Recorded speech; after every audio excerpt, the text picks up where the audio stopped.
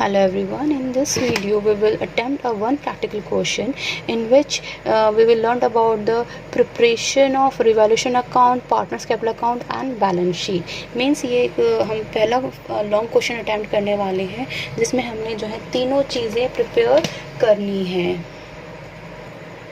So for that I am taking one question, that is question number 26 जो board में आ चुका है. Board में बेटा ये क्वेश्चन आया था हमारा दिल्ली में ही 2016 में. So let's see the question first. यहाँ पे जो कहा गया है वो ये है बेटा कि आपके ABC 3 पार्टनर हैं, उनकी रेशो है 3:1 है.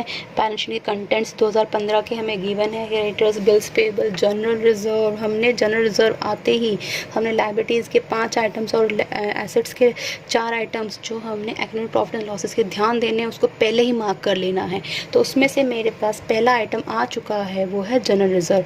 Capital, land, building, plant, stock, debtor, bank और कुछ नहीं है. तो 9 आइटम्स में मेरे पास जो है सिर्फ एक आइटम गिवन है जो हमें डिस्ट्रीब्यूट करना पड़ेगा पार्टनर्स को. ठीक है, but even that depends on the question कि वो डिस्ट्रीब्यूट करना है या नहीं करना है. अगर कुछ नहीं कहा तो हम उसको डिस्ट्रीब्यूट ही करेंगे.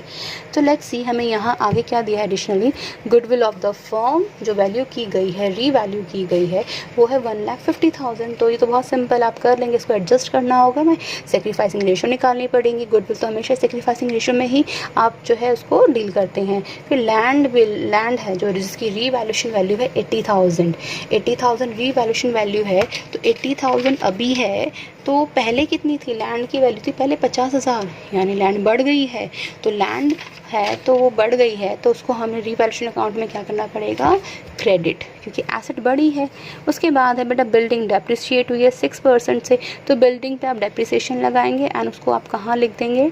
आप रीवैल्यूएशन के कहाँ? डेबिट साइड में, क्योंकि उससे हमारे बिजनेस को क्या हुआ है? काइंड ऑफ लॉस हुआ है, क्योंकि डेप्रिसिएशन एक एक्सपेंस एंड लॉस का नेचर हमें दिखाता है. देन है क्रेडिटर्स है हमारे यहाँ 6,000 were not likely to be claimed. 6,000 के जो है क्रेडिटर्स अब क्लेम ही नहीं होंगे. तो ये लायबिलिटी से क्या हो गई? आपकी लायबिलिटी हमारी इससे कम हो गई है. ठीक है, तो and hence should be written off. तो लायबिलिटी कम हो गई तो बिज़नेस के लिए अच्छी बात है. सो लेट्स स्टार्ट कि हमने इनको कैसे इनकॉर्पोरेट करना है अपने क्वेश्चन में. तो सबसे पहले तो हमें बेटा एडजस्टमेंट एंट्री, क्योंकि गुडविल दे रखी है हमें, तो उसके लिए हमें adjustment entry as a working note हमें दिखाना होगा. ओल्ड रेशो 3:1 है, न्यू रेशो हमारी 1:1 है, 1:1 है. तो एक ही हमारी सेक्रीफाइसिंग या गेनिंग रेशो जो हम देखते हैं क्या आएगी, old ratio minus new ratio, वो आएगी हमारी पॉजिटिव में. पॉजिटिव 1/6 है. इट मीन्स ये आ जाएगा हमारा sacrificing partner. He will be my sacrificing partner. Old ratio क्या थी? 3/6. ठीक है, 3 क्या है? ए का पार्ट है एंड टोटल क्या हो गया? 6 हो गया. 3, 2, 5 और 1 6. 3 में से 6 जो 6 में से 3 पार्ट हो गया ए का, एंड उसका न्यू रेशो का पार्ट है ए का, वो है 1/3. ऐसे बी का जो पार्ट है 2/6 है एंड न्यू रेशो में 1/3, एंड सी का 1/6 है एंड न्यू रेशो में 1/3. हमने इसको सॉल्व किया एलसीएम लेके, तो यहाँ पे पता चला पॉजिटिव रिजल्ट है ए का और सी का रिजल्ट है नेगेटिव, और बी का तो नीदर पॉजिटिव नॉट नेगेटिव. तो ये ना सेक्रीफाइस कर रहा है ना वो गेन कर रहा है. तो नेगेटिव मैंने आपको बताया था, जो भी अगर नेगेटिव साइन आएगा this reflects that says gaining partner. तो हमारी जो समझौता एंट्री या जो हमारी एडजस्टमेंट एंट्री बनेगी फॉर द गुडविल, तो बनेगी सीज अकाउंट डेबिट टू ए. ठीक है, वो 1/6 ऑफ द गुडविल हमने बनानी है. एंड गुडविल हमारे पास इस क्वेश्चन में जो गिवन थी वो थी 1,50,000. ठीक है, तो उससे हमारे पास जो है गुडविल की अमाउंट आ जाएंगे. ये हमारा आ जाएगा गुडविल की एडजस्टमेंट एंट्री. राइट, सो इसको हम लोग जब सॉल्व करेंगे तो अमाउंट आ जाएंगे हमारे. Now we will complete the revaluation account. Revaluation account में हमारे पास जो है एसेट्स और लाइबिलिटीज़ की रीवैल्यूएशन से जो फर्म को प्रॉफिट या लॉस होगा एसेट्स और लाइबिलिटीज़ की वजह से, अप डाउन की वजह से जो प्रॉफिट या लॉस होगा फर्म को, वो उसके रीवैल्यूएशन अकाउंट में जाएगा. फर्म का प्रॉफिट एंड लॉस आएगा रीवैल्यूएशन अकाउंट में, पार्टनर्स का प्रॉफिट एंड लॉस आएगा उसके पार्टनर्स कैपिटल अकाउंट में. राइट, ये आपको ध्यान रखना है. ठीक है, सो फॉर्म का हम देखते हैं. पहले देखो लैंड था, लैंड आपको बताया था मैंने, पहले थी उसकी 50,000 अब 80,000 है. तो 50,000 पहले थी अब 80,000 है. एंड रिवैल्यूएशन अकाउंट जब मैंने सिखाया था तो मैंने बताया था ना, ये मेरी एक हैप्पी साइड है बेटा और ये मेरी एक सैड साइड है. ठीक है। तो हैप्पी साइड और सैड साइड जो है इसमें हमने जो है देखना है कि हमारी अगर इंक्रीज़ होती है एसेट्स, जब एसेट्स इंक्रीज़ होती है तो बिज़नेस के लिए हैप्पी सिचुएशन है, जब लायबिलिटीज़ डिक्रीज़ होती हैं तो वो भी बिज़नेस के लिए हैप्पी सिचुएशन है, तो उनकी रिकॉर्डिंग यहाँ करेंगे। यहाँ पे इसका रिवर्स आ जाएगा, जब अगर लायबिलिटीज़ इंक्रीज़ होगी या एसेट्स डिक्रीज़ होंगी तो वो बिज़नेस के लिए सैड सिचुएशन होगी, तो उनकी रिकॉर्डिंग यहाँ होगी। सो लेट्स बिगिन कि हमारी एसेट्स थी, फर्स्ट लैंड थी, तो वो तो बेटा हमारी इंक्रीज़ हो रही थी, 80,000 अब है, पहले थी 50,000, बैलेंस शीट में 50,000 थी, अब 80,000, तो 30,000 उससे उसकी वैल्यू क्या हो गई, एप्रिशिएट बढ़ गई। फिर बिल्डिंग तो उसने क्लियर दे रखा था कि वो डेप्रिशिएट कर रही थी बेटा वो 6%, तो 6% जो हमारी वैल्यू आएगी वो आ जाएगी 6% है हमारी बिल्डिंग की जो वैल्यू बेटा 50,000, तो 50,000 का जो 6% आ जाएगा आपका बच्चा 8,000।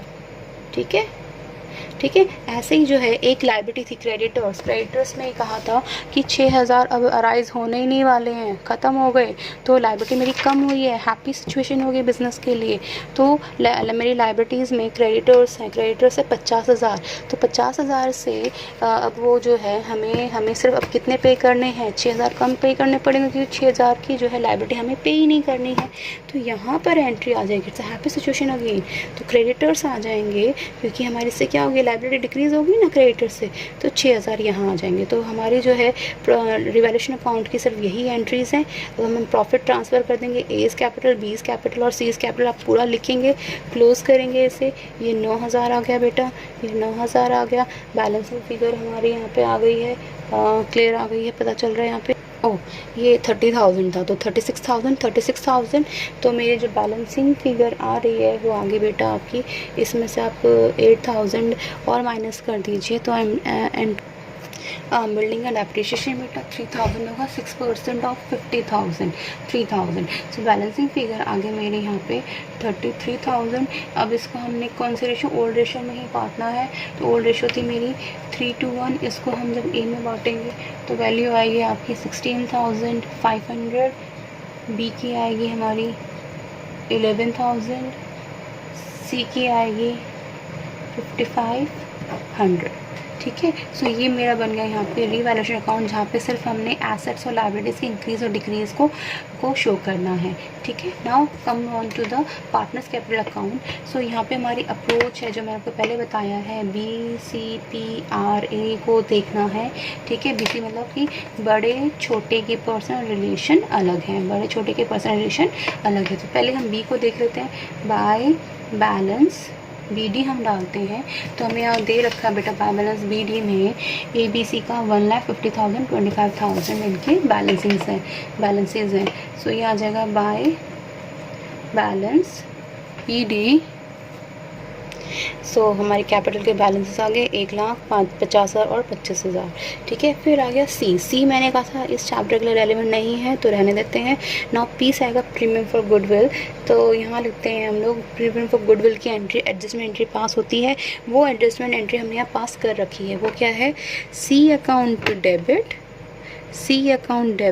To A, C account debit to A. तो सी को हमने क्रेडिट क्या करना है, डेबिट करना है, तो यहाँ डेबिट कर देते हैं, यहाँ लिखेंगे, बट सी के अकाउंट में कौन सा जाएगा अकाउंट, ए। सी डेबिट है, डेबिट साइड गए, और सी में हमने क्या लिख दिया, ए, और ए वैल्यू कहाँ लिखेंगे, सी में, और ये लिख देंगे बेटा यहाँ पे 25,000। ऐसे ही ये गुडविल की एंट्री है, मैं यहाँ लिख देती हूँ आपके लिए। फिर आगे ए में, ए क्रेडिट है, क्रेडिट में गए, बट क्रेडिट का डेबिट क्या है, सी है। ठीक है। और यहाँ इसके गुडविल लिख देते हैं, तो सी अमाउंट किसका है, ए का है, तो यहाँ लिख देंगे बेटा 25,000। ठीक है। तो ये हमारा गया प्रीमियम भी हो गया। फिर आर से मतलब रीवैल्यूएशन प्रॉफिट एंड लॉस, तो रीवैल्यूएशन प्रॉफिट लॉस ये है, बाय रीवैल्यूएशन अकाउंट हम लोग प्रॉफिट ट्रांसफ़र कर रहे हैं यहाँ पे, तो ये आ गया बेटा 16,500 बेटा ए का, 11,000 बेटा बी का, और 5500 आ गया सी का। ठीक है। मेरे रिवैल्यूएशन प्रॉफिट भी हो गया। एक्यूमुलेटेड लॉसेस एंड प्रॉफिट में सिर्फ मेरे पास एक ही एंट्री थी जो हमने बुक में मार्क की थी, कितनी थी वो, जनरल रिजर्व थी ना, जनरल रिजर्व कितना 30,000 को कौन सी रेशो, ओल्ड रेशो में है ना, एंड जनरल रिजर्व पार्टनर्स के लिए प्रॉफिट का पार्ट है तो वो उनको अपने अकाउंट में क्रेडिट करेगा। जनरल रिजर्व लायबिलिटीज़ में जितने भी हमारे अकाउंट लॉसेस प्रॉफिट्स हैं वो आएंगे हमारे पार्टनर्स के क्रेडिट साइड में। और जो एसेट्स में जो होंगे हमारी जो एसेट डिक्रीज़ हो रही है गुडविल की फॉर्म में, और हमारी जो बाकी के जो लॉसेस हैं वो आएंगे हमारे डेबिट साइड में पार्टनर्स के अकाउंट में। ठीक है, तो हमने इसको जब ट्रांसफ़र किया 3:1 की रेशो में, तो अमाउंट बेटा आने चाहिए हमारे 15,000, 10,000 और 5,000। ठीक है, बस अब इसके बाद मेरे पास कोई और इन्फॉर्मेशन पार्टनर्स के रिगार्डिंग नहीं है। हमने सिंपली अब क्लोज कर देना है टू बैलेंस CD से क्लोज करेंगे इसे हम लोग।